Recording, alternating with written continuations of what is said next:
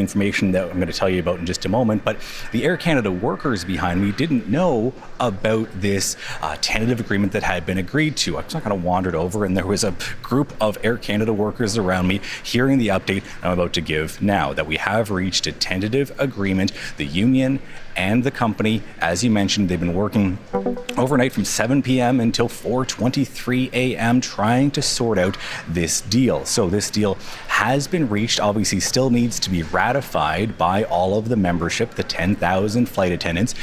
So folks here haven't seen the deal, don't know what's in it, don't know what the details are, don't know what they're voting on yet.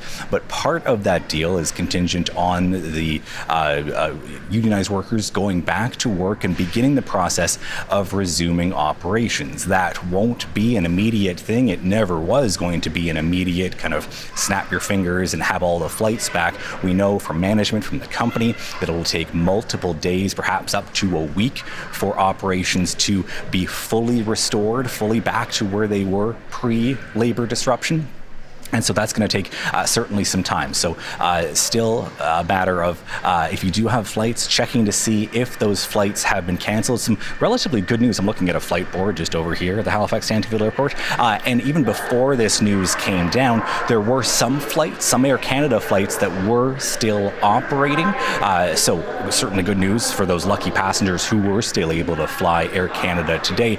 And that number of passengers able to fly Air Canada is going to increase in the days ahead as service resumes. So once again, the big news, the strike is over. No more picketing out front here in front of the Halifax Stanfield Airport or any of the airports across the country, with again a tentative agreement reached between the union and the company, Air Canada, with again a ratification vote set to come in likely the days and weeks ahead. Heather. Brett, thank you very much. Brett Ruskin is going to lead things off from Stanfield in Halifax. Marianne Demain is going to join us as well on coverage of all of that. While Brett was reporting to you live, though, and we would expect this story to roll out gradually through the morning, we do have a statement just in from Air Canada, which I will share with you. We'll go through it in detail on this first go-round, and then, of course, keep coming back to the news as we get advances in it. But Air Canada said it will gradually restart its operations today. It had talked about 4 p.m. this afternoon. We don't have a firm time in this statement, but today, after reaching this mediated agreement through the process overseen by William Kaplan, the mutually agreed to mediator. And they talked about these discussions to get them back to work immediately to allow the airline to resume operations both on Air Canada and Air Canada Rouge flights. The statement from Air Canada's CEO and president: the suspension of our service is extremely difficult for our customers. We deeply regret and apologize for the impact on them of this labor disruption. Our priority now is to get them moving as quickly as possible. So they're going to restart this major carrier, which they call a very complex undertaking. Full restoration, Air Canada says, may require a week or more. So the company is asking for patience. So that's sort of a 7 to 10 day window they're talking about before regular service resumes fully.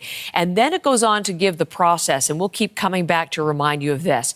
Again, only customers with confirmed bookings whose flights are shown on the airport listing should go to the airport.